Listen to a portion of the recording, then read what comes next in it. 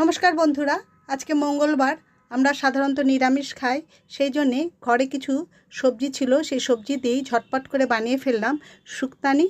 তো চলো আমরা ঝটপট শিখে নিই কীভাবে বানাবো এরকম মজাদার সুস্বাদু শুক্তানি। দেখো বন্ধুরা, আমি সমস্ত সবজি লম্বা লম্বা করে কেটে নিয়েছি। আলু, বেগুন, গাজর, কুমড়ো, পেঁপে, সজনের ডাঁটা সমস্ত কিছু লম্বা করে নিয়েছি। আর নিয়েছি দেখো 1 চামচ রাঁধুনি, অল্প সামান্য 5 ফোড়ন, 2টো শুকনো লঙ্কা আর তেজপাতা।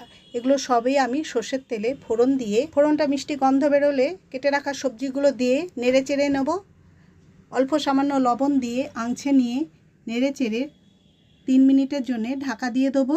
দেখো এদিকে আমি লম্বা লম্বা করে উচ্ছে কেটে সেইগুলো একটু লাল লাল করে ভেজে নিচ্ছি।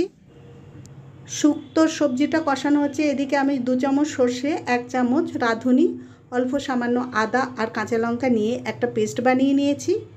সবজিটা কষানো হয়ে গেছে, এবার আমি সর্ষের পেস্টটা দিয়ে বেশ ভালো করে নেড়ে চেড়ে জল ঢেলে 5 মিনিটের জন্য ফুটিয়ে নেব। আর এদিকে দেখো আমি খানিকটা মুসুর ডাল ভিজিয়ে রেখেছিলাম। শুক্তোতে বড়া বা বড়ি না দিলে খুব একটা ভালো লাগে না, এই জন্যে আমি ডাল ভিজিয়ে পেস্ট করে নিয়েছি। তারপরে ফেটিয়ে নিয়ে সর্ষের তেলের মধ্যে ছোট ছোট বড়ার আকারে বড়া বানিয়ে নেব। সবজিগুলো সেদ্ধ হয়ে গেছে। 2 চামচ মিষ্টি দিয়ে দিলাম, মানে চিনি দিয়ে দিলাম। চিনি দিলে শুক্তের স্বাদ অনেক বেশি ভালো হয়। বড়াগুলো শুক্তোর মধ্যে দিয়ে দিলাম, তবে নামানোর আগেই দিয়েছি। এবার নেড়ে চেড়ে দেবো। বড়াটা দিয়ে আরও 3 থেকে 4 মিনিট ফুটিয়ে নিয়েছি।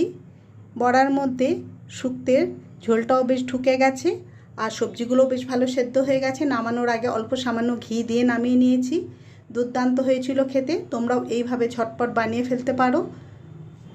অনেকেই এর মধ্যে 5 ফোড়ন, রাঁধুনি এরকম ভাজা মশলা দেয়, আমি অবশ্য সেসব কিছুই দিইনি। আমি যেভাবে বানিয়েছি এইভাবে একবার বানিয়ে দেখো, খেতে সত্যি অসাধারণ লাগে।